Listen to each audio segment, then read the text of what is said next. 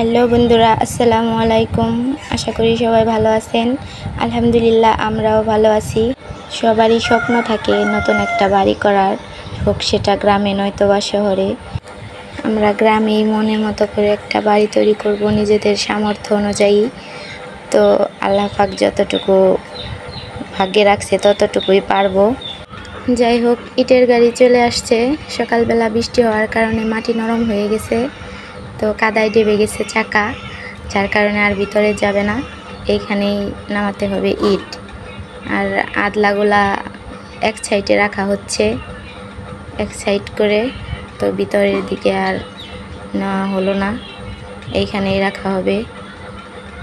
আবার এইখান থেকে এগুলা মেশিন এনে ভেঙে খোয়া তৈরি করা হবে, যেগুলো আরও ছোট ছোট হবে। তার জন্য এখানেই রাখা হচ্ছে। এই কাজগুলা দেখে মনে হচ্ছে অনেক কষ্টকর।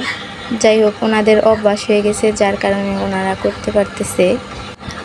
এই লোকেরা কষ্ট করে এই হাতলাগুলা গাড়িতে উঠাইছে, আবার কষ্ট করে নামাইতেছে। এরকম সারাদিনই ওনারা এই একই কাজ করে, একবার উঠায় আবার মানুষের বাড়িতে গিয়ে নামায়।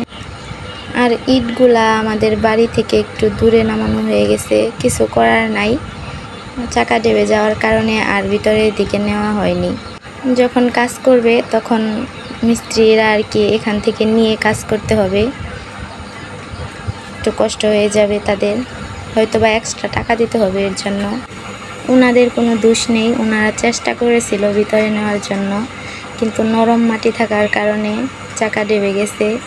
এর আগে যখন ইট আনছি তখন এই দিক দিয়েই ভিতরে নেওয়া হয়েছে ইট, যার কারণে আমরা বলছি নিতে। সো চাকা ডেবে গেছে, কিছু করার নেই।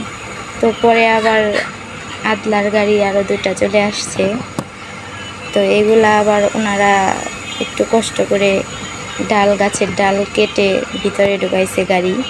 যাই হোক, এখন আর যেগুলো আনা হবে সব এখানেই রাখা হবে।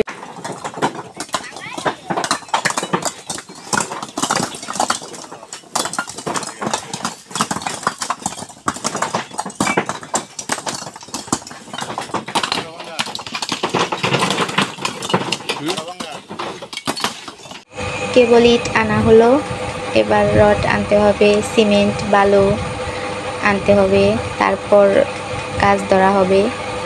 তো কাজ ধরতে একটু লেট হবে হয়তো, সব কিছু আনার পর কাজ শুরু হবে।